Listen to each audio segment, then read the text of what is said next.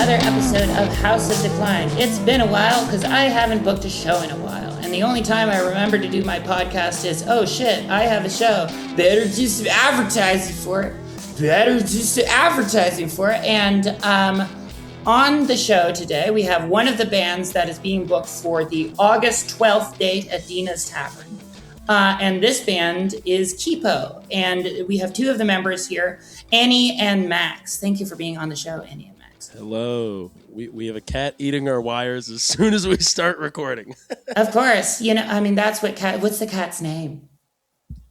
His name is Shoyo, and he's my roommate's cat.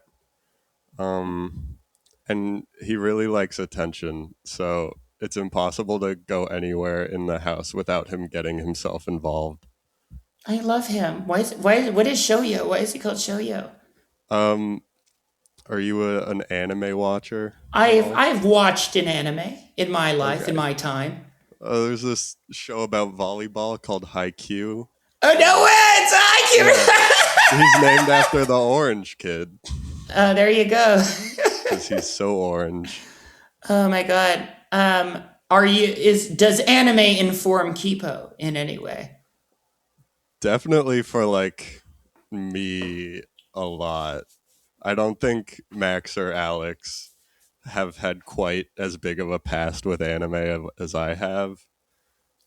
Tell us about your sordid anime past. Yeah, there's a separate reality where I'm one of those trans girls who name themselves after an anime character. Oh, okay. Don't do that because are you of Asian extraction? Then you can do that, or of not. Japanese. I think you get in trouble if you do that. I was never going to do that, but I think there's an alternate reality where I stayed in that weeaboo zone for long enough that it became my life. You could have called yourself Asuka. You could have been an Asuka. Yeah. If I transitioned in grade 9, 100%, I would have been probably Haruko from. Oh no! Yay! That's a good one. I keep going. I have this terrible bit that I've been doing, which has nothing to do with you, and this is a show that should be to do with you. But indulge my terrible bit where. Now I'm an oil man from Vermilion Pass down here in Louisiana. And, we at peak oil, so we got to find, new source of energy. My two gay children, they bring me these mangas called Naruto. And, you put a fox and a boy, put a single fox and a boy, you generate a lot of chakra there. And, that can be used in lieu of oil, with this here Naruto. I keep on doing this, guy, and I don't have... were you into shonens, or because that's what ripped me? I was into very basic entry level shonen anime like Dragon Ball and One Piece. What were your things?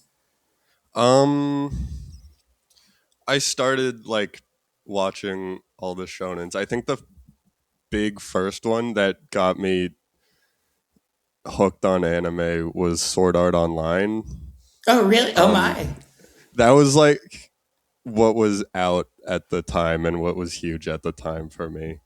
So I watched that when I was 12 years old. Mm-hmm. And from there, I watched basically all the big shonens I was supposed to watch. I love Naruto. I don't think I'd ever watched too much DBZ. That was more my time. I'm a millennial. Yeah. You're a Zoomer, so you don't have those you don't have those memories. Naruto and Sasuke, they had a relationship of intimacy. It's true friends. So I keep doing this. Close male connection. There's a close male connection. Between there was a warmth to Naruto, but there was a coldness to Sasuke, and they complemented each other. And eventually they will find each other. Sorry, I need to stop doing anime oil man. It's not a good bit. I really like the bit, but what got you at? Because I eventually I think I made a conscious decision to not be an anime person. Was it that for you? It was a little bit of trying to get laid in high school.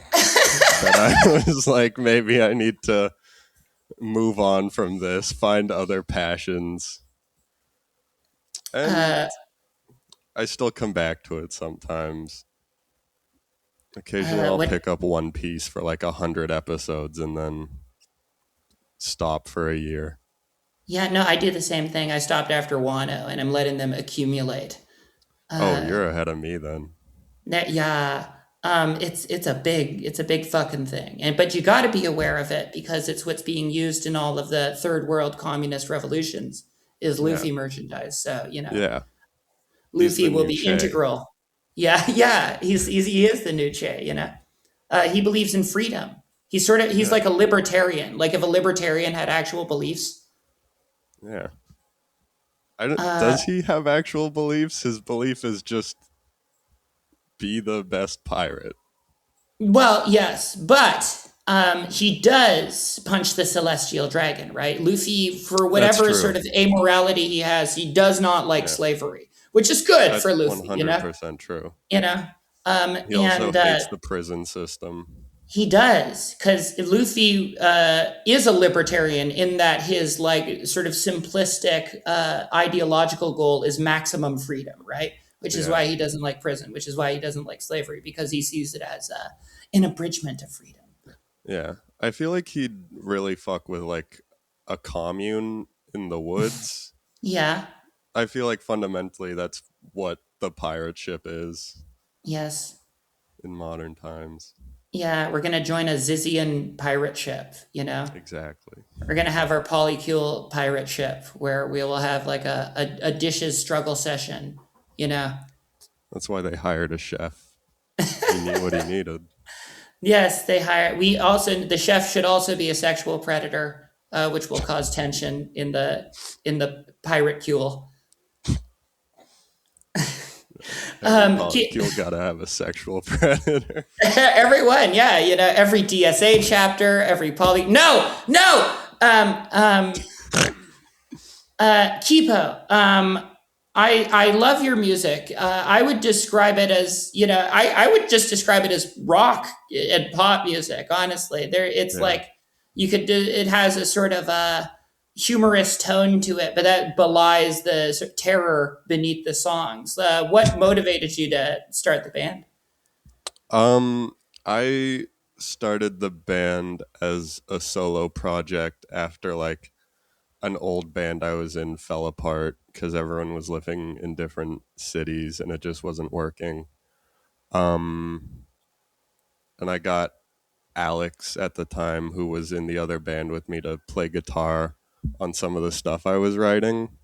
Hmm. Um, and I put out the Fishing Trip EP Hmm. 3 years ago almost now, Yeah. I guess. Like right before I started studying music at York, Oh, which cool. is where Max and I met. And I asked Max to join as our drummer, and Max will tell you about that. Yeah, I mean, I had been in like various punk bands and stuff through high school and into my first year of uni, and none of them ever really went anywhere. I don't think we ever successfully like finished a song or even like played a real show or anything. But I got to York, and I've told this story a million times, but I think it's funny, so I'll tell it again. I walk into me and Annie's music and cultures class on the first day of school, and I look around, and it's just the most boring looking group of people I've ever seen. And then Mhm. Annie with bright red hair and like a thrifted sweater and stuff, and I was like, that one. I'm gonna talk to that one. Yeah. And then I don't know, we ended up becoming friends, I guess. Yeah, you entered Terminator Vision. Who is alt? Who is alt in this? Yeah. I mean, but that's interesting. Like that in itself is a funny because I found myself. I was a little different than the other girls. I found myself. At odds with the sort of what would you describe as like the culture at York University, a sort of generic culture there. Um, I think it's kind of maybe evolved a little bit since like the first year, but it was very much like these were the kids who were in band class and strings class in high school and who loved it too much to give it up. And very much, I think a lot of them had that energy coming into it. I also, I mean, again, not to throw shade at everybody. Obviously, you know Colin, and there's lots Oh of yeah. other cool people that we've become friends with through the York program. But I just think that, and I'm not going to name any names. I'm not trying to throw shade, and this is beautiful that it's their journey. But there are a few people that just maybe like Jacob Collier a little bit too much, Oh and that's how I yeah. would describe them. It's like that's fine that you like a song because of the chords that are in it, not because of the emotion that it makes you feel. But whatever. What? I Whatever. mean, not to throw shade at Jacob Collier, a talented Oh, boy, I'll a throw shade at talented. Jacob Collier. I fucking hate That his music. He sucks, dude. what the fuck is that? Because I'm lucky enough that I'm old that that is completely out of my realm of references. But I feel like for like music people or like people that value like the idea of emotional expression in music versus whatever the fuck Jacob Collier is, or this very corpo attitude. That is even more maddening because he's like very technically very gifted, which is like great for advertising yourself. But yeah, there's some sort of I mean, the word is soulless, Yep. I was trying to describe, or like, there's a new one out. I didn't know that there's a lady called Lo-Fi, and the music is. I didn't know you could water down Nora Jones even more, but here we are. It's pretty fantastic. Not to throw shade or whatever, because she's beautiful and talented, but She's weirdly also like big among like the York University music students.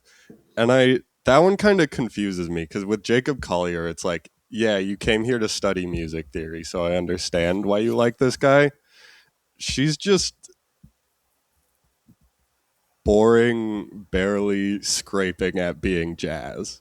So I don't yeah, understand the same love for her that people have. it's clean. It's really Yeah. clean. I think that's what people like about it is sort of the spotlessness of it. Yeah. That's fair. I don't know what makes you unattracted to that spotlessness.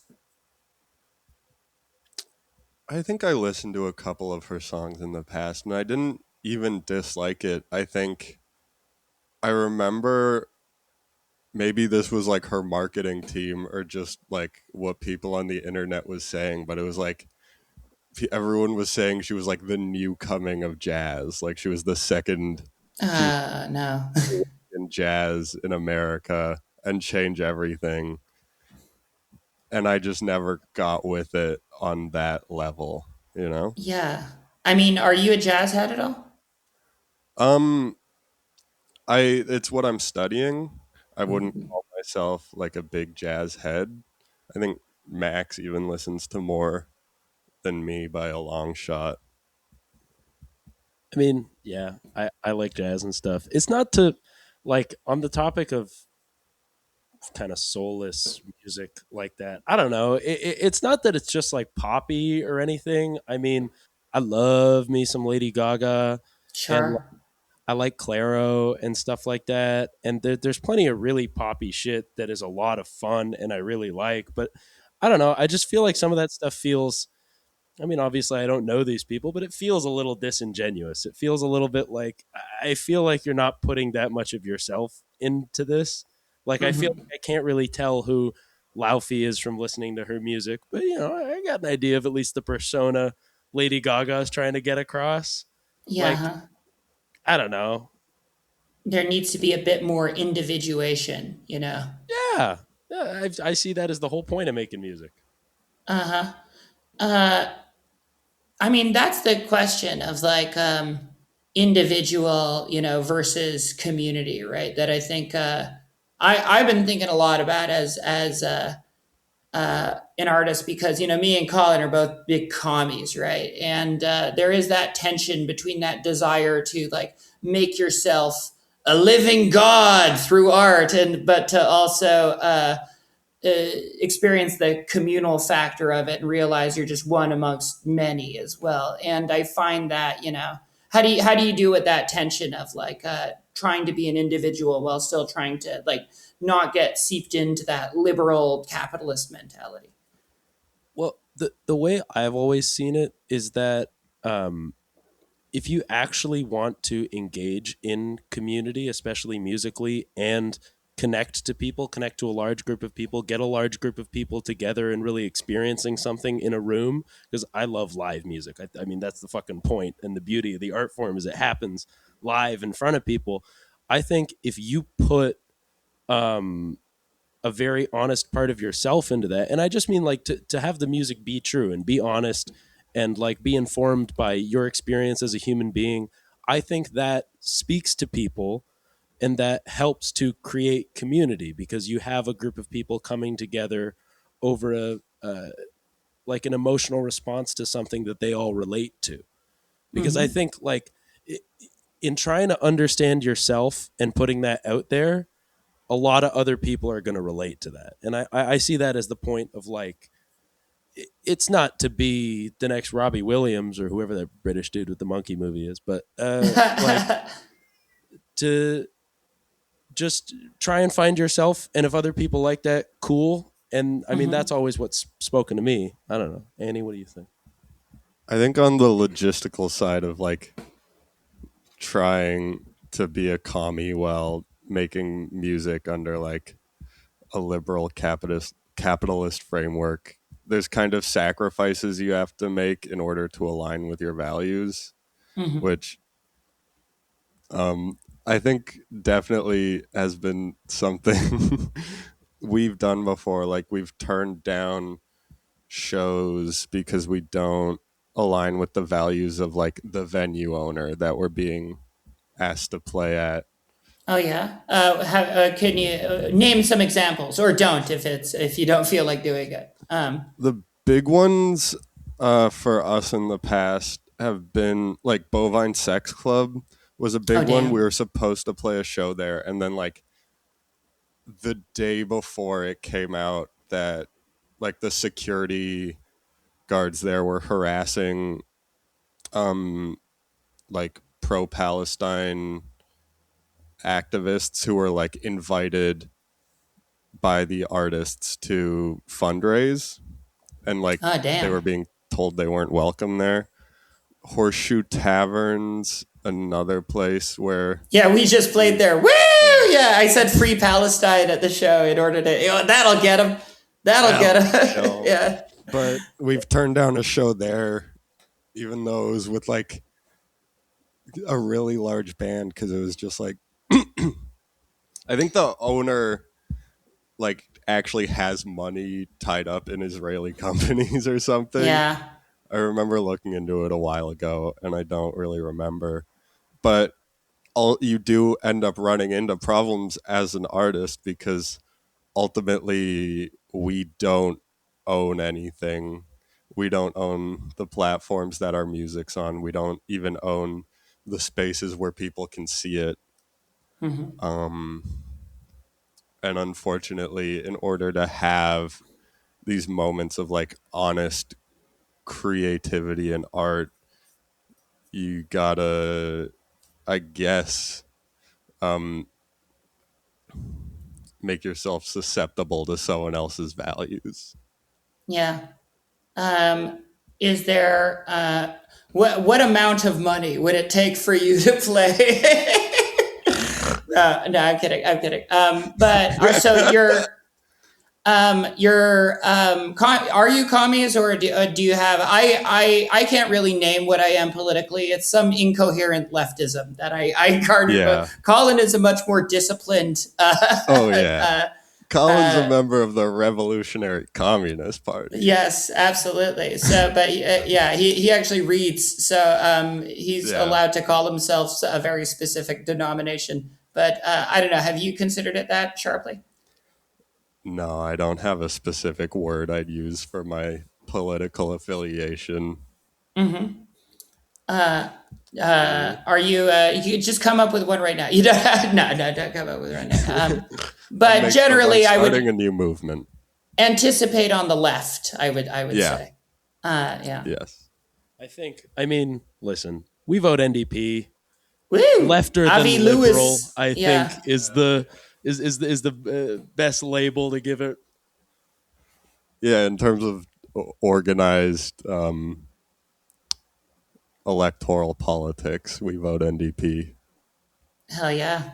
No Green Party for you. Not throwing your vote away with the Green Party there. Yeah, that's why we're both dressed orange today to actually It's show our fantastic. Just like support. Shoyo, the orange reigns supreme. The whole house. I mean, definitely like capitalism or hatred of capitalism or being stuck under the superstructure comes up a lot in the music. Yeah, yeah, definitely a couple times. I think Yeah. you're doing more analysis than we've ever done. Oh no, I'm like thinking about it now and thinking about all the times I've referenced But that. say like Babylon Boogie. You know what does Yeah. Babylon being the city of plenty? Is that where you feel we are in Toronto? That's a really interesting one for you to bring up. That was just kind of a jam. I feel like we mostly wrote the lyrics together. And I mean, I was just trying to write a Happy Monday song. I don't know. It's just to getting really fucked up and dancing. I don't know. Yeah, that's all you need. That's well. Why did the term Babylon come to mind, or was you was just making shit up? That was definitely just making shit up. It sung well. What's the word for that? Cadence. Cadence, or there's something with syllables. Syllabic structure of the word. I think thinking about the lyrics, there is a lot of cynicism in that one for sure. Like, I leave this town of sin and lies, you know. Someday I'll be the sinner's city of Babylon. That's what it's good. I've seen the SpongeBob meme. I know what I was doing. Do you feel like that in Toronto, or do you feel it's like you're living amongst this untenable wealth or something like that? I was, yeah. I mean, definitely. You see it a lot. It's like the financial capital of Canada. It's hard not to miss, and I feel like, especially at that time where we were writing that song, we were sort of stepping into the scene for the very first time and trying to find our footing. And we were interacting with a lot of people who just like sucked and were clearly in it for, I mean, I guess their own reasons for being in it, but not reasons that we related to, you know? Like what were they were trying to be the next Jacob Collier. Is that what was going on? Some of them, yeah, I can think of a band in my mind that was fully 100% trying to do that. We were also interacting with a lot of people in the Toronto hardcore scene, which should be said is just a horrible place to be in this Why lifetime. is it very macho or something like that? It's very rapey. Oh no, that's no Yeah. good. That's No. kind of an onion. That's not very Dead Kennedys of you. That's not No. very. I bet. I mean, what was it like? What experiences did you have that informed that? I mean, don't get too specific, but was it like what's the extent of the problem? I mean, A cat Just removal like- service it didn't work. didn't work. The cat's back in front of the camera. That's okay. The cat, is Especially very cute. with the hardcore scene, I found that there was a lot of bands singing about consent and queer and like dressing up in queer aesthetics and like looking the part of being progressive, but then like every member of the band had some type of allegation going on. Yeah, it was a power And bottom that's- situation. Exactly. And that's just what it was kind of like. It felt like it was like that across the chart. Like it wasn't just an anomaly. It was, we couldn't walk into a room without knowing someone there who had like done a horrible thing. Huh. I also think that like our kind of whole angle on this, because obviously like we have some punky tendencies, but we're a bit goofy. We were like, Mhm. oh, we're gonna try and be like the talking heads of Toronto's hardcore CBGBs, and like Yeah. it felt like for a scene like built around inclusivity and making sure that everyone is welcome and stuff, it just kind of felt like, yeah, I've heard 90s Jersey hardcore. That was cool in 1995 in New Jersey. We've had 30 years to advance the medium. Maybe we can try some different shit. I don't know. Like, it just feels uh, very, I don't know. It's very Toronto. It's very codified in aesthetics, and it Yeah. doesn't feel like, because not to talk ourselves up too much or anything, but I feel like the what we try and do that I think is very punk is like our shows. We try and make them as safe a space as we can, so that like queer people and weird people and whatever kind of freakazoid you are, you can just come hang out and dance and be safe. And like I feel like the Toronto, a lot of hardcore scenes in general, I feel like people like to romanticize the older scenes, but I feel like it's always been like this. There's a lot more allowance for violence. And it's Uh-huh. like, yeah, it's cool if there's a bunch of like queer people beating up a skinhead or something, but that violence being allowable, that it's like we're going to be okay, that there's a very real chance that like some fight might break out and stuff. I feel like there's not enough done to prevent that. Hmm. And I mean, listen, I don't have enough details. I don't have receipts. I'm not going to say anything more, but just like, I feel like we got paid a lot of lip service and never really included when we tried to Yeah. hang out with a lot of these people and found that they were not very welcoming. Do you think it's that like why it's a uniform that people tend to wear, right? As opposed to wanting to craft a world for themselves. They take this thing that they know is sort of like time tested, and they're like, we wear the hardcore uniform, and if you deviate from the hardcore uniform, then you know that you are to be tested. Yeah, and I think that, I don't know, that's the danger with all of these punk scenes, because I mean they're all built on angry white guys, and it's like Henry Rollins used to get his ass kicked for having long hair because he looked like a metalhead. He didn't look like a punk. And I think one of the quintessential hardcore bands of all time is Black Flag. Like, how are you going to tell Hmm. Henry Rollins he's not punk enough? I don't know. I feel like that attitude, whether or not people like to admit it, is very prevalent, I think, a Hmm. lot of the time, because it's very easy for, you know, it's very easy for angry white dudes to say that they care about all of this shit to other angry white dudes and then not really give a shit about anything else that happens. I don't know.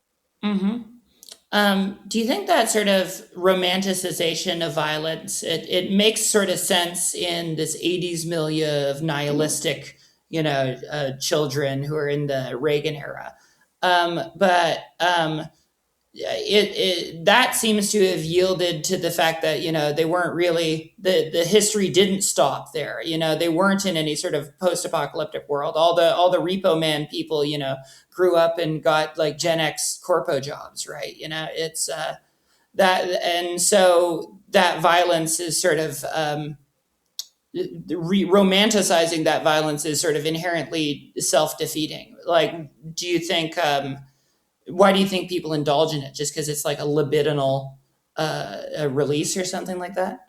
Yeah, I think it's very easy to, like, if you're very angry about the state of the world, which like very rightfully I think a lot of us have reason to be, it's very easy to feel like you're doing something to keep the scene safe or something like that by like beating up some dude at a show that's like being an asshole or something. Mm-hmm. But I feel like that doesn't always work to make the scene safer. It just Mm-hmm. means that it's like, I don't know. I think we can do a better job about keeping those people out in the first place. You know what I Yeah. mean? And like making sure that if people that are in the scene that we like and respect, if they do something, we call them out on that. And Mm-hmm. like, I don't know. I think there's a lot of people not doing that. I think it's also definitely a very enticing thing to want to be engaging with culture, and especially like something a culture that feels revolutionary or against the grain, Mm-hmm. um and like allowing yourself to be part of those like violent spaces where you can like indulge in emotions and feelings that like otherwise you spent your whole life believing you can't ever have is a Mm-hmm. big release for people, like 100%. um it also definitely makes people feel like they're doing something different, even if what they're doing is just a repetition of something else from 40 years ago. Yeah. Yeah. Like that's It's fun. why I guess punk can keep Why? reinventing itself, you know? Yeah. Why do you punch people? Because it's what they did. You're. Yeah. And yeah, it strikes me. Y'all seem possessed of the desire to be a little different, right? And that. I mean, even down to the name. What the fuck does the name mean? I don't think we can talk about that here. Oh no, it has some. We signed an NDA. Yeah. Oh That no, one's a secret. with Jim With Kipo, with Big Kipo. with Big Kipo. Oh no. Yeah. Um, It's the new thing. It's gonna be the new thing. It's gonna be on everyone's lips. yeah, You're huh. just not ready for it. It's the AI program that actually is Roko's basilisk, is Exactly. Kipo AI. Yeah. Um, I Man, there's a lot of other songs that I want to talk about because I really like Ball Cap Boy. Uh, I think that's what that song feels very like narrative. It feels like you're actually drawing on like a true experience that you had.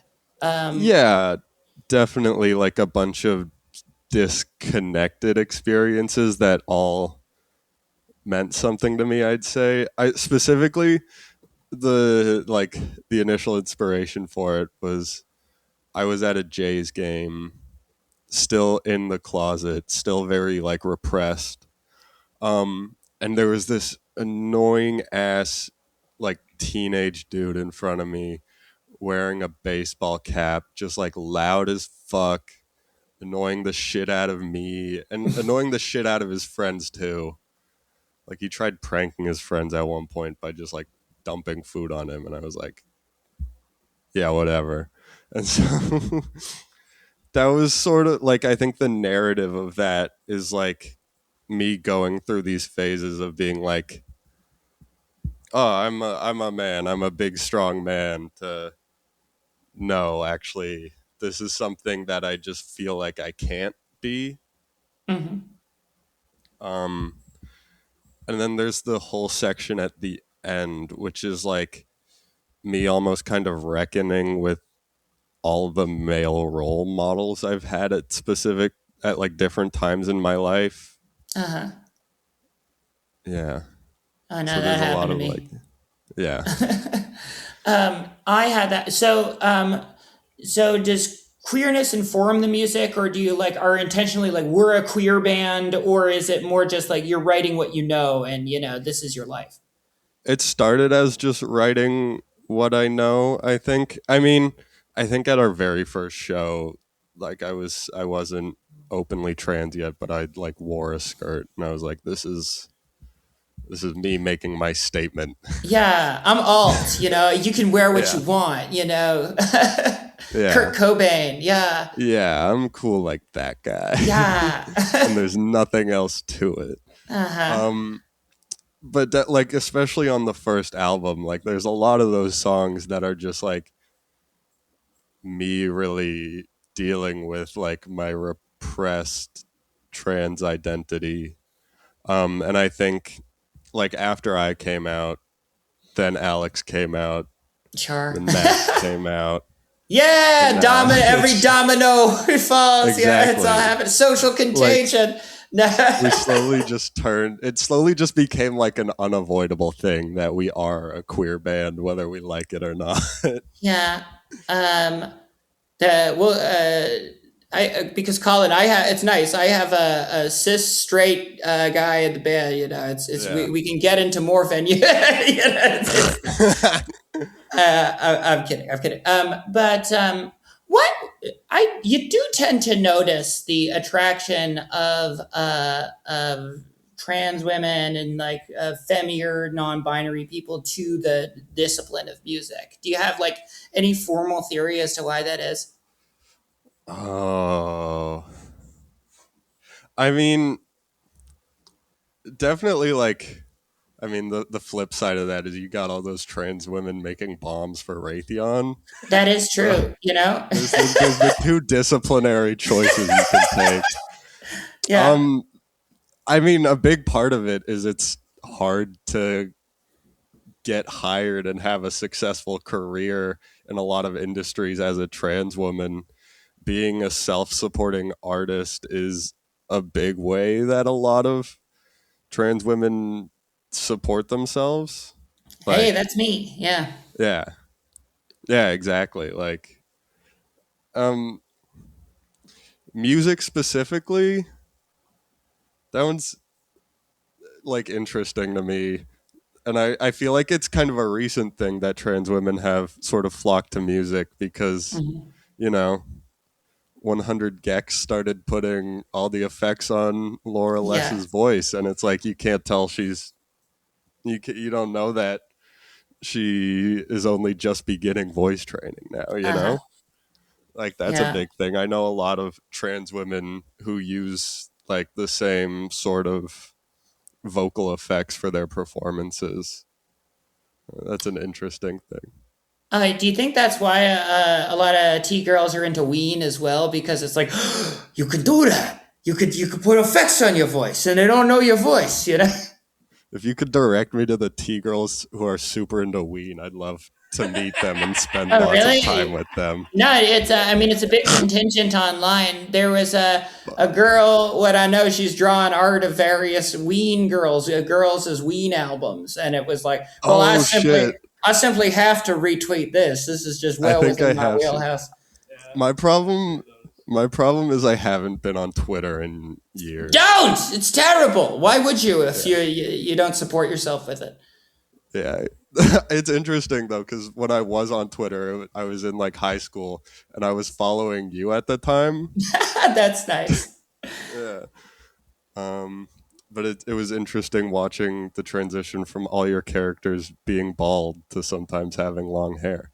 Yeah, no, well, and they become more detailed too, Yeah. and the sort of the metaphor is not lost on me. It's just you're slowly gaining shape and form as you stop dissociating, and you're more situated within yourself. You know. Yeah. Uh, I think there's a lot of that in the. I mean, what's also interesting about the music is it basically spans all of your transitions as well. So there is that sort of diaristic aspect. Yeah, for sure. I think definitely a lot of our newer songs are less in that repressed space. Hmm. And I think that'll come through. Like the latest single we put out, Little Green Dragons, my lyrics in Hmm. that song are very much about like, I guess, more like self discovery rather Hmm. than repression. Are there any songs from the past that you would signal are about depression? I guess Ball Cat Boy is one. Ballcat Uh, Boy, Salvador Dali's about being very depressed and being very angry, very why did you repressed use as well. Dali as a symbol for that? Um, it's a good question because there's also like a lot of that song is me being angry about like fascism and Yeah, war. yeah. um, and in the midst of that, also like I think having this conversation with myself of like everything's fucking like falling apart and sucks. So like Hmm. why am I hiding myself like this? Uh, Yeah, that's that sort of like transitioning because it's the post-apocalypse. So like, fuck it, yeah, fuck it, Nothing else to do. Yeah. yeah. That's transitioning out of boredom. That's kind of a lot of us Yeah. did it during COVID. No, I do think there is like a streak in the music of that attempting to look forward to something or attempting to create your own future, which is I think Hmm. um, something that young people are latching on to because you didn't have anything. I'm from the Yeah. 90s. I remember what it was like. I remember plenty. It was hell even before like Trump. I Hmm. was like a white straight passing cis gay guy who was kind of funny with it in 2015. I could have killed someone in the street and they would have been like, oh, he's so funny. Oh, he's amazing. And to go from that to now this like position where I am not aided at all by my queer status, it's been Yeah. a massive hindrance in a lot of ways. Um, Yeah. uh, do you find yourself like up against that and thus wanting to create your own world where that's better? Yeah. 100%. I think like that was definitely like a desire for me with creating music is like I wanted to hear something that sounded fresh and sounded new and like something I hadn't heard before. Mm-hmm. Um, and I think as our music kind of grew into a community, like there is this shared desire among the people who come to our shows to like want to live in a better world and to want to live in something different. Yeah. But the future requires an imagination, and a lot of people just Yeah. don't have one of those. Yeah. I'm Uh, still working on the imagination. Come on, you're some sort of queer. We're supposed to be all flighty. We're supposed to be rainbows and like gay stuff like that. So Yeah. get to thinking about some weird little animals, and then you put them down in like some sort of comics. Anyway, a very basic question that I haven't gotten to yet, but it's the classic Mark Maron question that I ask everybody, which is the "Who are your guys?" question. Who would you say Yeah. like if you could just think of like a list of influences that are applicable to the band? Um, do you want to start on this? Yeah, sure. How much time we got? How much You time we got you got? got a lot. I love naming bands and being like, oh, that's a good record. I Oh, could. I mean, I could sit here for fucking 8 hours and do that shit. yeah, I mean, I feel like the big ones for the band got About how we all have different influences. okay. We all have very different influences. I hmm think the a lot of the fun about Kipo is usually like, especially when we're like working, because usually someone will come with like a main idea and we'll build stuff around that. Sometimes stuff comes out very spontaneously, like Babylon Boogie, and that's like the the awesomest stuff where we're all just like, oh, what yeah, about this and then this and then this. yeah, yeah. But I feel like we all have a very different idea of what the song is and what we're trying to do with it. Like, I mean, eh, we all listen to very different stuff. And I feel like me personally, I mean, I feel like we all listen to kind of a little bit of everything. hmm We have a lot of intersections for sure, but then we have like Your our like tangents. differences. Like I'd say the things that we really intersect on, and I came to this realization that like our three big ones are like Ween, the hmm band, and Neutral Milk Hotel. And when I thought that, I was like, if we weren't a queer band, we'd be the most insufferable people on earth, and maybe we are. No, Um, I think those three make a lot of sense because the band yeah, is eclectic, I think is the word that I would yeah, use to describe it, is that it has a large amount of sonic variety. And I think you they're find those like in all three of those bands. yeah, they're like they were sort of doing the Ween sort of just every kind of music genre will dip into it thing Uh huh. first. Um, Alex would be remiss if we did not say that she's a big fan of the late 90s Chicago post rock scene. She Okay. loves The Sea and Cake. I'm trying to think. She's going to be really mad that I did this and can't remember any of the bands, but Okay. lots of like weird post rock stuff. I'm a big, I mean, I do love me some classic hardcore, some Minor Threat, some Fugazi, some Black Flag, Fast and Loud. Yeah. Um, I personally am a big. I mean, I like a lot of jam band stuff. I like Oh, Fish, that's Allman really Brothers. funny. You're a fish fan. Um, That's amazing. Why? okay, oh, Why? wait, Why I do you said like other Fish? jam bands too. Don't No, pigeonhole me with I the love Fish. Fish. I've been to a Fish concert. I'm in. You know, I I love think it's hard being a Fish fan these days though, because it's so lame to be a Fish fan. what I realized that the appeal of Fish is that they have three guys that are pretty good at their instruments, and then one guy who's the best, arguably the best American drummer. You know, a top five American drummer of all Oh time. yeah, he's great. So all of the other three guys are sort of like fucking up a bunch each concert. So you got to go to each Their concert so bass you player don't miss. sucks. Is Yeah, so bad live. Is so yeah, bad live and only plays with a pick. And it's like pick bass playing is fine, but if you're in a yeah. jam band and you can only play with a pick, you got to be able to vary it, dog. Oh You got yeah. to I'm a do it pick like a bass little player. bit. He's representing us wrong. There's lots of things that you can do with a pick that they're just simply not doing.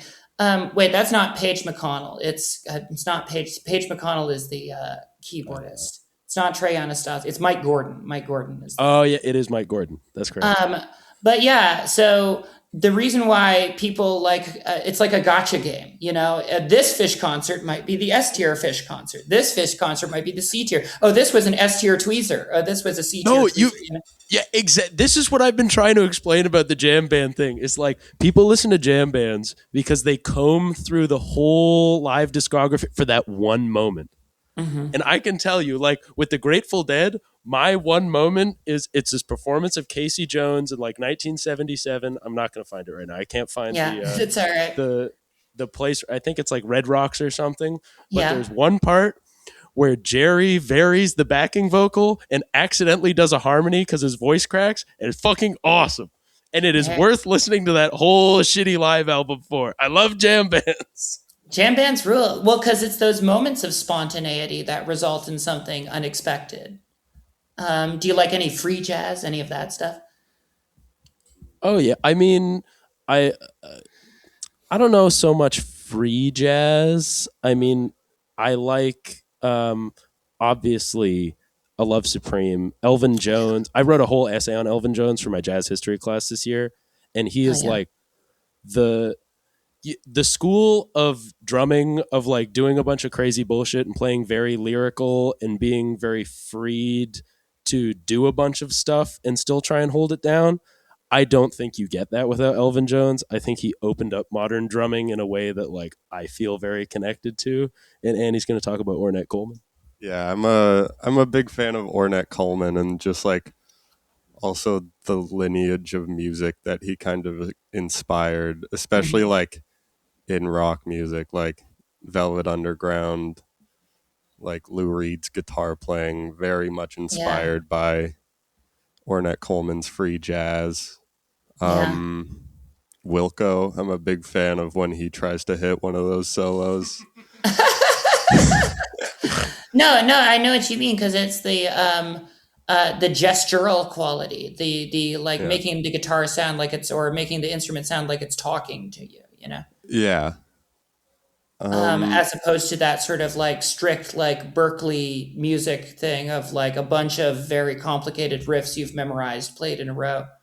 Yeah, exactly. I think we kind of lean as far away from the Berkeley School of Music as we can. Yeah. Um, have you ever heard of Jad Fair? Yeah, Jad Fair. What do you like about Jad Yeah, Fair?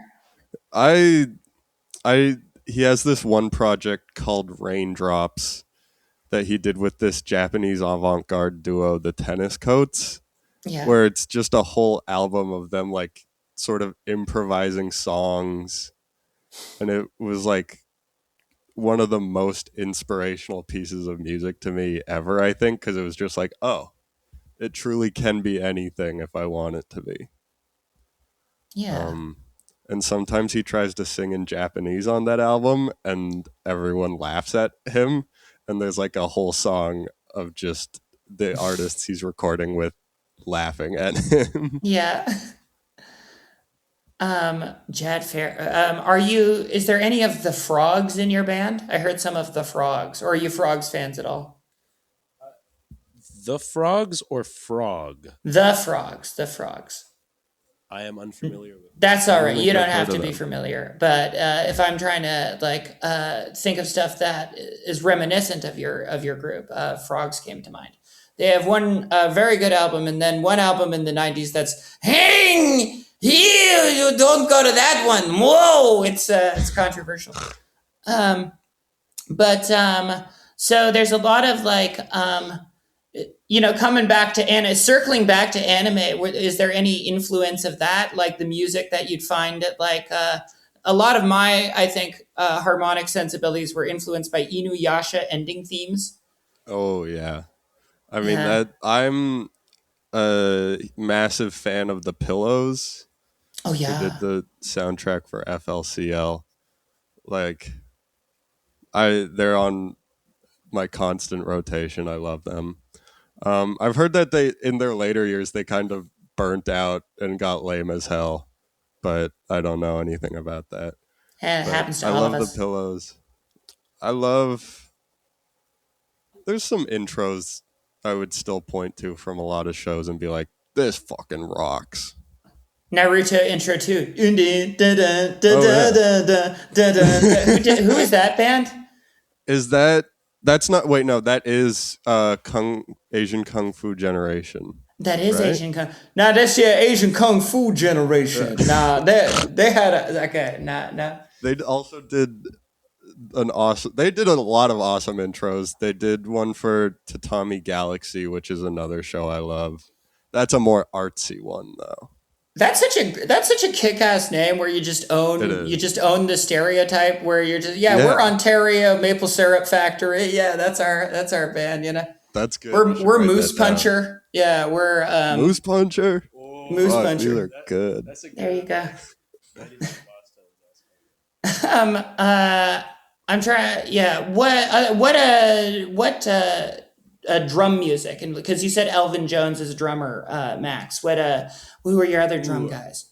All right. If we're talking about like my drum guys specifically, obviously Elvin Jones, Mm-hmm. like number one. That guy is phenomenal. I think also you're putting me on the spot, and I'm forgetting everyone I've ever liked. That'll happen. You just gotta think of a band you Recent- like for the drummer. Um, Tool. okay. No, not Tool. You don't strike me as a Danny I don't. Carey. Okay. I like some of the Tool song, but no, not really. I have to shout out Janet Weiss from Sleater-Kinney. Mm-hmm. Before I came out, and also everyone from Bikini Kill. They're all awesome. But I remember before I came out, I got Dig Me Out on vinyl, and I looked at the back, and there's like a picture of the band, and Janet Weiss has got like the awesome 90s, like she's got like straight across bangs, jet black hair. She's wearing like Mary Janes and stuff, and she's the most kick-ass loud drummer. Like her drums on those records are a force to be reckoned with, and it's just two guitars, no bass, so she's taking up a lot of sonic space. And I just remember listening to that and looking at her and being like, I don't understand this emotion. I'm not attracted to her, but I am obsessed with the way that she looks, and like, am I allowed to want to be this? Yeah. Is this like, can I be this person? So Janet Weiss is a huge inspiration. I think probably like the first. I've since gotten into more Riot Girl and delved into, because the drums unfortunately are such a dude heavy instrument that it's like, you got Mo Tucker, Meg White, Sheila E. We're gonna name all the lady drummers now. Meg White also awesome, but like it took me a while to dig deeper, and you have to actually look, I think, unfortunately. But Janet Weiss was a huge inspiration for me. She's super cool. Karen trying to think. Carpenter. Karen Carpenter. People don't know that she could People rip. don't know that she fucking good ripped at the drummer. fucking drums. She played with the traditional grip, And it's always great to watch someone. What do you call it? It's not the traditional grip. The one where traditional grip. Traditional grip. It's always fun to watch someone play like that because it's like, they're a little fancy. Oh. On that note, Levon Helm from the band, best, coolest singing drummer. Like no one's ever looked cooler behind the kit than he does. He's just. Are you saying what's not cool about Phil Collins? What's uncool about us? Okay, let me tell you exactly what's not cool about Phil. The fucking headset mic. Just mic stand, dude. You don't need to move around like that. I get it. It sucks. It's annoying, but it looks so lame when you're wearing the headset. The Britney mic. You don't like the Britney mic? Yeah. So Levon Helm. Who else? Give me some more drummers. I mean, Brendan Canty from Fugazi, obviously. Uh-huh. I think, in the lineage of Elvin Jones, which I've only begun to appreciate recently, Keith Moon. I used to really hate Keith Moon because I was like, this guy just can't keep time. He's allergic to keeping time. He's just playing fills and stuff. And then I had a moment of realization where I was like, oh, fuck. I play a lot like Keith Moon. Yeah. I'm just doing bullshit all the time that I shouldn't be doing. Yeah. So I have since fallen in love and been like, okay, he's pretty awesome. I'm trying to... Clyde Stubblefield. The dude that originally played with James Brown. I mean, my dad was a big blues, funk, jazz guy growing up. So I remember my dad explained to me what funk was, and he's like, you gotta land on the one. Listen on to this guy, this James Brown guy. And but he was in James Brown's band, and that's where he learned it. Everything's a drum. But Clyde Stubblefield is the dude that played on all those early JBs and Famous Flames records and stuff, and he is, I think, if you're talking about just the classic. Straight, really clean funk kind of stuff, he does it the best. And then Questlove, obviously, I gotta shout out because he took that, and then with D'Angelo's help, D'Angelo saw the vision, and it took Questlove a minute to come around to it. But Questlove was like, "Oh, okay, you can take it so far where it's you don't have to be clean anymore because I'm doing subdivisions of the beat that are incomprehensible." Yeah. I mean, D'Angelo's, my favorite drum sound of all time, just the way that drums are produced, is 1,000 Deaths off of Black Messiah.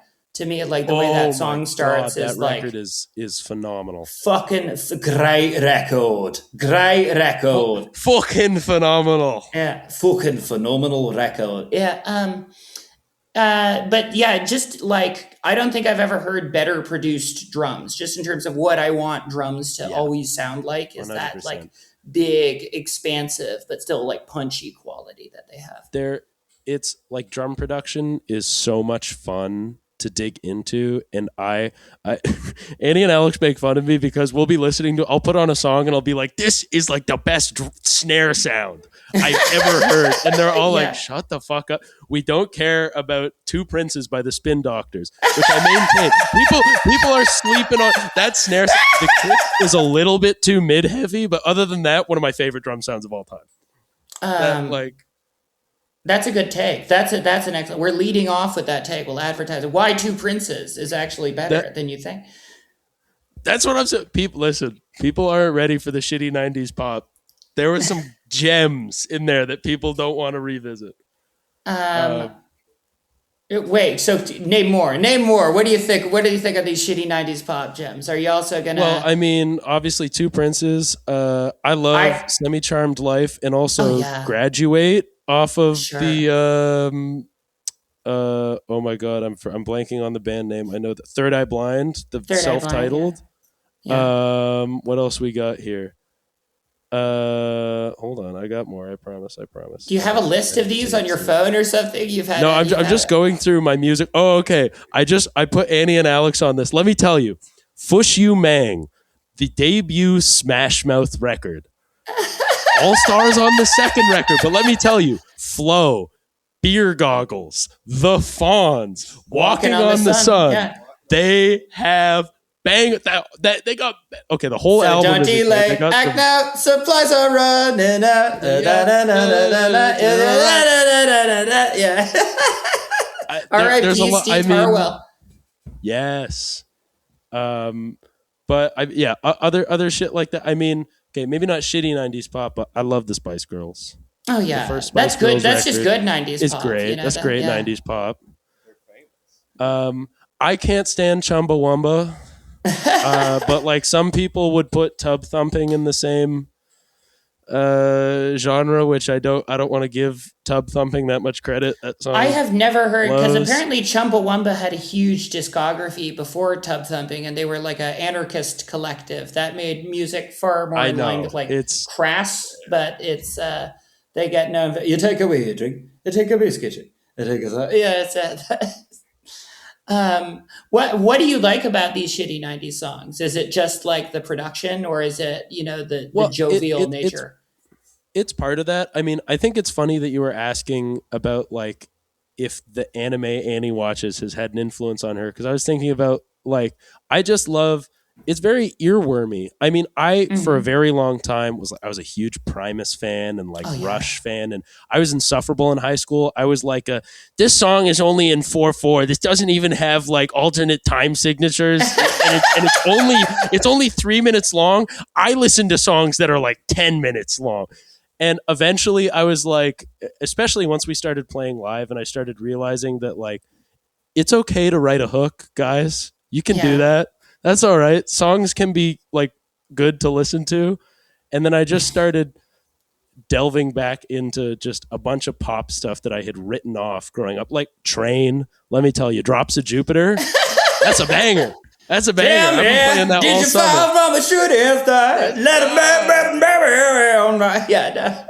But I like it's just earwormy and like the kind of stuff I grew up watching. Like, I mean, I loved like the What's New Scooby Doo, the Simple Plan theme, the Total Drama Island. I Want to Be Famous. That's a banger. Like, I am a student of the Saturday morning cartoon theme, and I think that has deeply influenced my musical preferences. Which way, Western Tran? Anime or Total Drama Island? Annie, would you consider yourself like a guitar head or more a songwriter? Is the guitar like only a means to compose music? I play the bass. You play the bass. Of course you play the bass. I play the bass. Why do you play the bass? Why the bass? I didn't think I was smart enough for all the extra strings. No, I'm a bass player. All two of them. Yeah, we're a weird breed, you know? Yeah, I think because I grew up started on like classical piano. Then I took up viola and was in like orchestra and shit. And when I started studying at York, it was for classical viola. I think the fact that it's like monophonic kind of tickled my brain a lot better. Like the fact that like I'm just focusing on one note, but also just like the importance of that one note kind of clicked with me in a way that like instruments hadn't really up to that point. Well, because as a bass player, I like it because it's an inherently melodic instrument in my view. Yeah. Like all of the bass players that I liked, or who are often touted as the greatest bass players, like James Jamerson, what made them great was the fact that they would have melodic lines as counterpoint to like the guitar lines or the vocal lines. Is that how I've heard that sensibility in your playing? Definitely when I'm like backing up Max or Alex on a song rather than it being like one that I've written. I feel like because I write my songs on the bass. I don't do it from another instrument. I feel like I usually go a more percussive direction. And for that, definitely I'm feeling more like Larry Graham Oh yeah. on that influence. Um, I always I thought it think was like also, crazy that Drake could say, "Yeah, my uncle invented slap bass," and that's not a but he lie, you doesn't know? say it. He Yeah. doesn't say it. That's his He doesn't coolest even claim to care. fame. Yeah, you have Yeah. an uncle that. I mean, okay, bass nerds. Larry Graham didn't invent slap bass. I know he didn't. He popularized it though. He Well, popularized it. he invented it on the electric bass. That is, this is contentious. I've I gotten mean, into trouble. yeah. Who's to say there wasn't someone else doing it on some other part of the country? He did it. He came up with the technique all by himself when he was like 16, playing in a Yeah. duo with his mom, and I think that's impressive enough. So Larry Graham from Sly and the Family Stone and Graham Yeah, Central. So you're a big Sly head? I'm a huge Sly head. I love Sly as like a songwriter. I feel like Hmm. in terms of like musical discographies that are like a diary of someone's life, Yeah. he's someone I really think about for like all the different periods of his Mm. life. And I think he's very different because like another artist who, let's say, has like a ton of different periods through their discography, like David Bowie feels more intentional, but like with Sly and the Family Stone, it feels like you are watching an interesting evolution of a person, like someone who kind of got caught up by the hippie peace and love music in the psychedelic Hmm. era, and then like bummed out by the Vietnam War and the lack of political change, turned hard Hmm. into like Afrocentrism and like black nationalism. He's a very interesting figure. Yeah. I would say that Just Like a Baby is like a top 10 song for me. I think it's like, anything that'll get me misty eyed. You put that on, I Yeah. get distracted, and you can rob my house while I'm just zoning out to Just Like a Baby. Um, Yeah. Man, also what I like about it is the intimacy within it. You can hear chair creaks in that song. Yeah. So there is that confessional, almost like bedroom pop quality that prefigures bedroom pop by years and years and years. Yeah. I feel like he was also like a pioneer at multiple points in his career. Like he was doing, and you like props to his band as well. Like he was doing the disco sound way before disco happened. And then on like their second album, he was integrating a drum machine before anyone was doing that. Hmm. A lot of respect for it. So do you have bass heroes specifically? Are you trying to like become like a bass a Kim Deal type? Sometimes I'm like, I really want to focus on like perfecting my bass playing and become a really good bass player. I've always been bad with um like learning other people's songs. Yeah. So I feel like there are some bass players I love, like Pino Palladino. We were talking about Yeah. like the Soul Aquarians before. I love his playing because it's like there's something so simple about everything he does, but it's also like so perfectly done. Like one of my favorite bass lines ever that I had to learn to play this year is Really Love, Oh which yeah. he's just Yeah. like doing a walking bass line over like this R&B song, but that is not what that bass line looks like at all. Max was miming a bass line. Yeah, but you weren't playing it like he's hitting every quarter note in that song. He like, and it has this like beautiful melodic and bouncy flow to it that is just like hypnotizing to me. Hmm. So he's definitely one of my favorites. I feel Uh, like oh oh, keep going. No, sorry.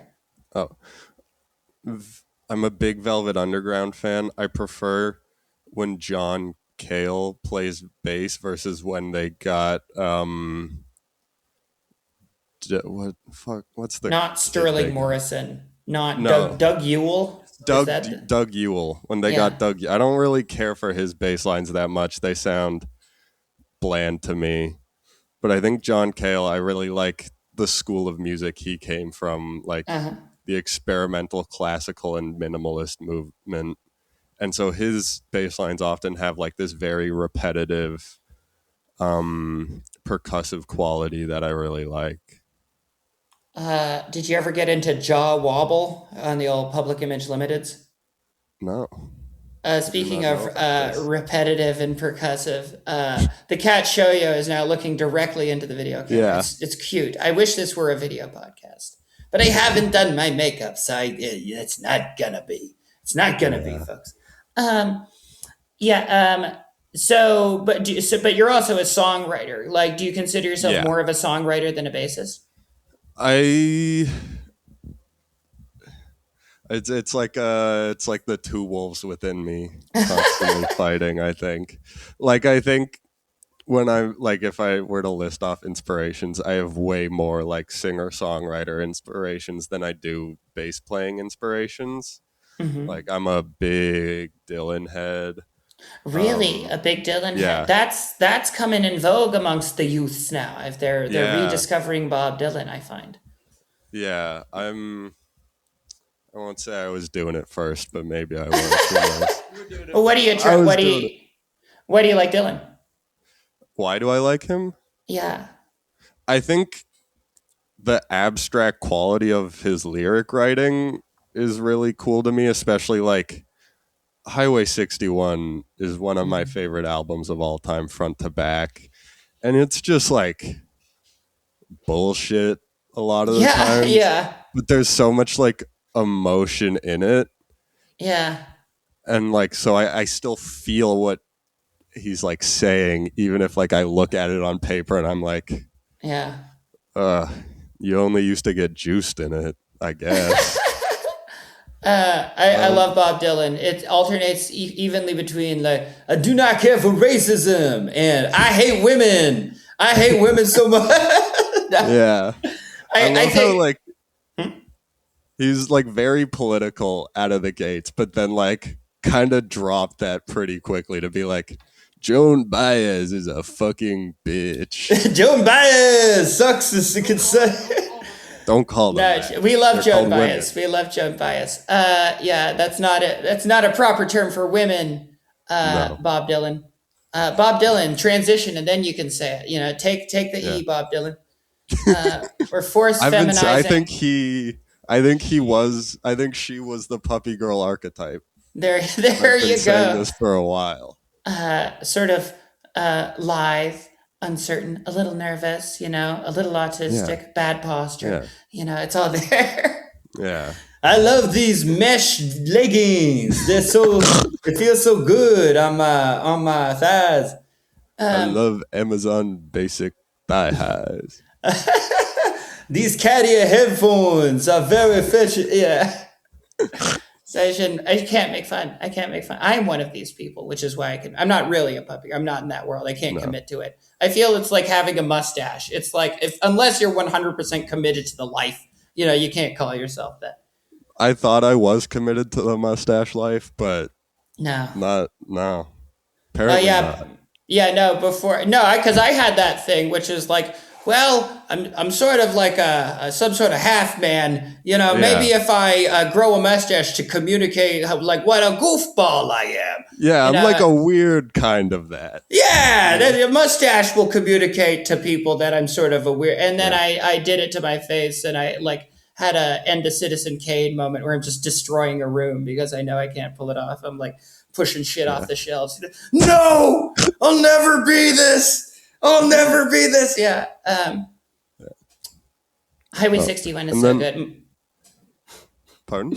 Highway 61 is really my favorite Dylan album. I think is I'm one of those people that's a big Street Legal fan. Okay. That's Because I don't know why. I like it. It's gross. I'm a contrarian. I have an unpopular opinion, which is that I've never really liked Blood on the Tracks. That is an unpopular opinion. It's just not really my favorite Dylan album. I think he's losing a lot of his sauce at that point. Yeah. I always thought Idiot Wind was a sort of like very unpleasant timbre. Like usually his voice Yeah. doesn't get to me or even halfway like his voice, but it's like really not made for that melody. Yeah. Idiot Wind. Yeah, it's like it has that grating quality that people often complain. But yeah, no, I really like John Wesley Harding, especially like Mhm. the very tinny way in which it's produced. That was always a big one Yeah. for me. Yeah. Yeah, Um, the abstraction. What the else? abstract. Yeah. The abstraction. Who else is a songwriter? Another songwriter. Give me another one. A more modern songwriter I love is Jake Ewald of Slaughter Beach Dog. One of and Mobo, but he was yeah I don't of know either Slaughter of Beach. these. Of these, Yeah. what is Slaughter Beach Dog? Slaughter Beach Dog. Okay, so it it started with his first band, Modern Baseball, um, which is probably the only band I can think of that I can name every member of. Uh, Bren Lukens, Jake Ewald, Ian Farmer, Sean Diddy Combs. Sean P. No, Diddy. No, not him. No, Diddy. No. Stop making emo music. Is but yeah, Modern they were Baseball like emo, or am I mixing they them up are with American they're football? emo. They Okay. are sort of Midwest emo revival that happened in the 2010s with bands like fourth wave emo bands like Hmm. Marietta is another one I'm a big fan of. Who are some others of the area? Oh, Mom Jeans, yeah, Oh 100%. yeah, Um, but yeah, Jake Ewald sort of started in that emo sphere, and the then emosphere. yeah, started Slaughter Beach Dog as a solo project, and it kind of branched out into just being sort of indie rock, but like singer songwriter indie rock, and now he's just like kind of fully in the country and western bag. Oh, that's pretty He's very cool. yeah, I mean, country and western is sort of like the emo of blues music. What do you think about it? exactly, It's like tear in a beer exactly. music. I'm so Yeah, lonesome I could cry. Hank Williams wasn't happy. He wasn't making no, songs he about was how not. joyful he was. In many ways, Hank Williams Sr., the original emo. You know. Um, Exactly. uh, Um, what is yeah, the attraction to? Well, here so I was initially like when I was younger. The emo yeah, of my time was like big mall emo, like AFI, yeah, and stuff like that, or like Taking Back Sunday, very like yeah, highly produced, very pop oriented. And I thought I didn't like emo for a while because that was my conception of it. But what I found after like playing in Toronto, where every third band is an emo and or screamo band, I realized yeah, my general enjoyment of it is really dependent on if the singer is doing the "my girlfriend" voice, that voice, the my, or like doing the thing where they pronounce heart as "huart," where yeah. like Gerard Way Quart. does "huart," that Yeah, accent, which I don't know yeah. why they do that. And I like modern baseball because they don't do the accent, They don't really have that voice Yeah. like that. No, Mom Jeans definitely does have that voice, so I wouldn't recommend them for your listening pleasure. Yeah. Um, I mean, I think one answer to like the appeal of emo is like the honesty of it. I think it's a really like if it's a really good method of like getting your audience kind of invested in your life because you're kind of like singing your diary out to them. Yeah. And I there's some appeal to that. I think sometimes for some emo bands the honesty precedes the good songwriting. um Yeah. and so I don't always like that, but I think especially like you know in high school I was one of the loser kids, and I was like, this is really speaking to me right now. But I especially like the 2010 sort of math rock revival with emo.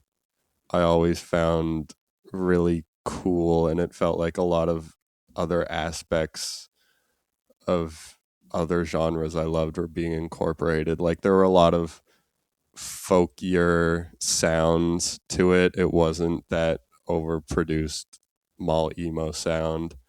Um, it was very DIY, which was Mm-hmm. appealing to me because I was like, these guys, they're real. They get it. They're doing it themselves. Um, and I like the twinkly guitar riffs because that Mm-hmm. reminded me of anime. There is that. I mean, there you do see a lot of queer people in the emo scene because there is like Yeah. that, that thing about it where it's like you listen to it, it's like this is fucking gay. You know, there's something Yeah. fucking gay about this. You know, you just Yeah. want the freedom, the space to be a little gay with it. You know, Yeah. to I like think in sparkly like shit. the modern fifth wave of emo, a lot of that like queer aspect of it has come to the surface. Like a lot of my favorite bands of that, of like the 2020s era emo, are very like rooted in the queer struggle. Like one of my favorites, Home Is Where, like I think they've been like posting about how a documentary is being made of them because they were Florida based and they Hmm. basically got run out of the state and have just been like Hmm. constantly touring the only places in the states where they're like safe to be. Yeah. And it's a very interesting struggle to hear about there, and like their music's very ingrained in that, but still with like that emo honesty. Yeah. Do you think there's something about the city of Toronto that makes people turn towards emo? Do you think there's some like sort of general like melancholic or like we're goddamn losers quality to the vibe of Toronto? Do you have an answer for this? I think there's a little bit of being Canadian that just makes you feel like a little bit of a loser because it's like you got America right there, and it's like that's where Yeah. all the cool shit is. It's like there's a band doing a world tour. Awesome. They're playing every state, London, and then Toronto. Yeah. And it's like, oh, okay, okay, cool. We got like one or two. Nice. I don't know. Yeah. We're an I don't know. afterthought. Yeah. It's cold here. We have a lot of time to sit and look at dead trees and stuff. I don't know. Do you think there's something like generational about it too? Like the fact that you Zoomers didn't grow up with shit, so you're sadder than ever. Or there's always been this drumbeat of doom in your lives. You know, it makes you more skewed towards that melancholic feeling. I think maybe a little bit. I think me personally in my songwriting, I've been trying to make a very concerted effort to like. I mean, I kind of end up writing emo-y sounding stuff because it's just like, I don't know, that's what I listen to. But Mm-hmm. um, there's not enough gay people making dick swing and rock and roll. Like, where's the Yeah, gay ACDC? I want yeah, ACDC to be singing about dudes. Like that would be awesome. That's what the culture yeah. needs right now. So I don't know. I think I'm there gonna is. suck a fat dick. Yeah, That's what I'm saying. suck some fat Uh, dicks right now. Yeah. but I think there is a bit of it's emo's very cathartic. A lot of the melodies and stuff are very simple, and the singers usually suck, so you don't feel bad about trying to sing along to it, and it's not that Uh-huh. hard. It gets a bunch of people together, screaming something together, having a moment, letting out a bunch of whatever. So I mean, I feel like it does kind of make sense in the world we live in, and especially in Toronto. I feel like has a bit of an LA-ish quality to it. I think it can Mm, feel very lonely, even though it's such a yeah. big city. Everyone has the promise of coming here and finding their people, and then finding out that a lot of people suck and don't really want to talk to you. Yeah. So I don't know. I feel like it does kind of make sense. Yeah. I Toronto guess. also feels like a fake city in that way, where it feels like a city that's specifically designed to play other cities in movies, and thus it's like Yeah. this citywide movie set or something like that. Yeah. I think there is also something to be said about how like a lot of emo singers and like songwriters have just kind of entered that canon of like singers and songwriters for our generation. Mm-hmm. Um like it wasn't quite a codified style of music until maybe the last couple decades. And so like a lot of people grew up with it already being a thing that existed. And it was just like something you listen to among everything else. Like I'm in this other emo band. Alex is in it too. It's called Mud Dauber. Shout out. Like the But insect. I love those things. the insect, yes, the Yes. wasp. The Our lead singer Becca. Like I feel like a lot of her songwriting inspo from like what I know about what she listens to. It's like Belle and Sebastian, and then all these emo writers. So it's like they kind of just slot in with each other now. God, yeah. I'm trying to unlearn that. I had to unlearn this. Like I absorbed a lot of the weird machismo, or this sort of like you can't enjoy gay stuff. There's this old Bill Burr routine where he's going to buy a pumpkin at Walmart. Do something nice. Do something nice for you. It's Halloween. Buy a pumpkin. Then a voice in my head goes, "What are you, a fag? I can't enjoy this."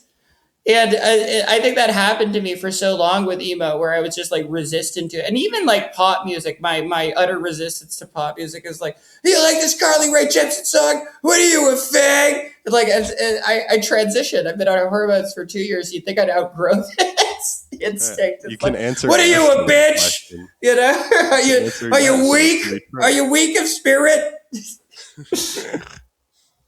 No. But do you think there is that, like, do you have any desire to be like tough or evince a sort of toughness at all with your music or artistic expression? Not me at all. Do you? I mean, I don't think any sort of toughness or any sort of persona or something. I think we're pretty goofy. I think Yeah. that like sometimes, I mean, I like a good amount of like intensity. Like I remember we saw Otoboke Beaver at Opera House a year or two ago, and they're this awesome Japanese all-girl hardcore band, and they're wearing these like floral dresses, and they come out on stage, and then they are the single most terrifying live band I've ever seen. They look like at any given moment they are ready to beat the shit out of everyone in the audience. They look like they're playing like they're mad at their instruments, like the and then in between songs, they're like, "Toronto, so nice to be here. You guys are so cool. Oh, Canada." Yeah. And then, but like when they're on stage and they're in performing mode, they're just like, there's not like a swagger of like like a Led Zeppelin-y kind of thing, but it's just like they're so in the music. Yeah. Like They make they're you. living and breathing this thing that's coming out of them. And I think Yeah. for me, especially as a drummer, sometimes that comes out when we're playing like some of the really fast stuff. But I don't think any sort of like, let's put it this way. I don't think any of us are trying to be particularly cool. Yeah. Yeah. I don't think I'm trying to be cool either, but there is this quality. I mean, the same thing with that intensity is a good word for it, where you fully commit to the fantasy of your performance, and in doing so, you get other people to 100%. participate in that fantasy of whatever you're trying to evoke. What is the Kipo fantasy? What is the world that you're creating? You think? I mean, for me, most of the time on stage, I'm trying to bring like a Liam Gallagher, Sean Rydery kind of. I want everybody just swaying around. Like ideally, I could just be like jumping around on stage, holding a beer, just, not even jumping around, just holding a beer, just kind of shimmying. Yeah. Just kind of hanging out. Waving the microphone. That would be awesome. That's the vibe I feel like I'm trying to curate. Yeah. A sort of. I want people to think I'm serious. I want people to take me seriously. Really?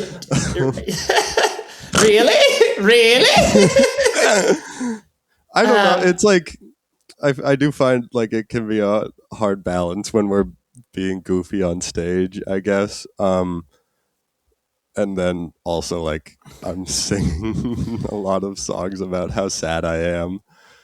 But I think I'd prefer that than trying to like have people think I'm like tough and an asshole and then I'm singing about how sad I am. Yeah. It's I mean, Sly Stone and Ween are both sort of indicative of this arc where there's like they Yeah. start out and they're very like lighthearted. And as they did, there's a riot going on in Quebec, or sort of roughly analogous in that they Yeah. God, I'm in my 30s and I'm so disappointed and I'm fucking tired and I'm addicted to a bunch of drugs and it's like it's just not going right, you know. And there's that same even though it still has traces of that levity that informed it before. There's this deep melancholy to it. Like, Yeah. do you think that is something that you're evoking with Kipo?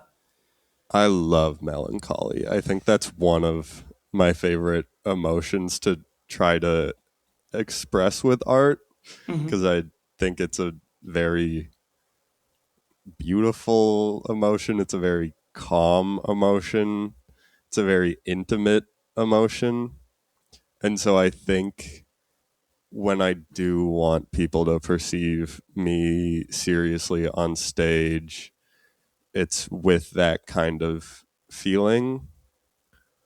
And I think keeping things light in other aspects of our music, like having dancing songs, is a good break from that becoming too heavy. Because I don't want to just bum people out, but I do want them to have a beautiful, intimate experience with our music. Oh, that's really good, and I think with that, it's a good place to end it on. Besides the August 12th show at Dina's Tavern, which Anti-Spectacular, Kipo. Besides that, do you have any other plugs? Oh yeah, we just released a single. Yeah, It's called Little Green Dragons. It's out everywhere. Anything else? We have some merch and CDs and stuff. Come out to the show, say hi, buy something. We need gas money. There might be an album in 2 to 3 months. Who knows? All right. Well, that's all you need. It's happening. all I need. Folks, I love the band Kipo. I've been happy to talk with Annie and Max here today, and looking forward to that show. Oh yeah. House of Decline is brought to you by members of our $10 Patreon tier. These include Fiat Lux, Jody Shen, Daniel Stern, Stephen Pikelny, Miles Forrester, TC, Karibo Shu, Garf Dude, Leslie Adams, LJ Amber, Jordan Rabe, Lily Livingston, Niraj Kumar, Grant Williams, Trunkles, Peter Ramin, Janelle, Grace Under Fiero, Champ Champenstein, Michael Shelton, Junie V, Claire Brown, Vivi Ingram, Bird, Colin McLeod, Alex Kahn, OnlyFans, Extra Leopards, Nick Cortese, Katie Lacey, Jack Steiner, Tessa, Teresa Boxleiter, Kate, Stephen Wilshire,